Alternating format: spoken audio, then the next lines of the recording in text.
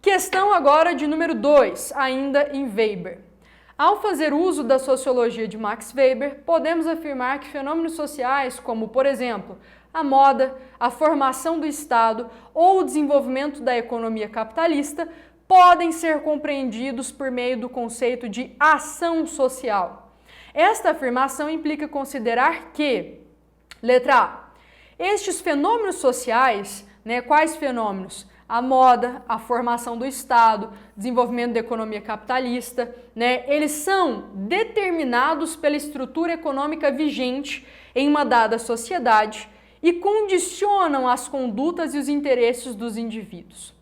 Certo ou errada? Essa aqui está errada, por quê? Em Weber você sempre tem que lembrar, não é a sociedade que prevalece sobre o indivíduo, não são as estruturas econômicas que determinam propriamente a vida dos indivíduos, é o contrário, os indivíduos a partir das suas ações sociais, eles ditam a moda, eles formam o Estado e eles desenvolvem a economia capitalista. Então é o contrário, tá bom? Nunca a estrutura determinando absolutamente nada. Então essa aqui está errada, seria certa se estivéssemos falando de Émile Durkheim, tá? Vamos ver aqui a B.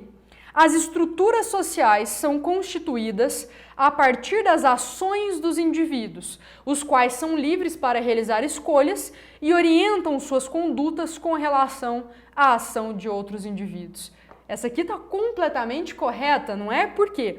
As estruturas sociais são construídas a partir da ação dos indivíduos. São eles, a partir de suas ações, que constituem propriamente a sociedade e as estruturas da sociedade, E eles orientam suas condutas, ou seja, a sua ação social é orientada com relação à ação de outros indivíduos. Vamos rememorar? O que é ação social? Toda ação de ordem subjetiva, dotada de sentido e orientada a um outro. Então essa aqui está corretamente, colocada. Beleza, pessoal? Bom, vamos para a próxima aí, então, C. Vamos ver por que essa aqui está errada, já que nós achamos, a nossa correta.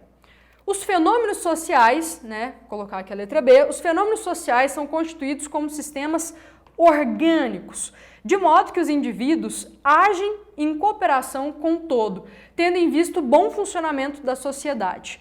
Bom, entender que os fenômenos sociais são como sistemas orgânicos tem muito a ver com uma teoria durkheimiana, porque é o Durkheim que vai falar de uma organicidade do funcionamento das sociedades que precisa, propriamente, para o bom funcionamento da sociedade, que os sujeitos ajam em cooperação, que é trazida pela consciência coletiva, e propriamente que ajam aí orientando, de certa forma, as suas escolhas para o bem da sociedade. Mas isso não parte do Weber, O Weber acabou de falar, olha, os indivíduos são livres, para realizar as suas escolhas, quer as suas escolhas levem, ao bom funcionamento da sociedade ou não, perfeito? Então nós observamos aqui mais uma alternativa que é muito mais voltada propriamente ao Durkheim do que ao Weber, Vamos ver a D.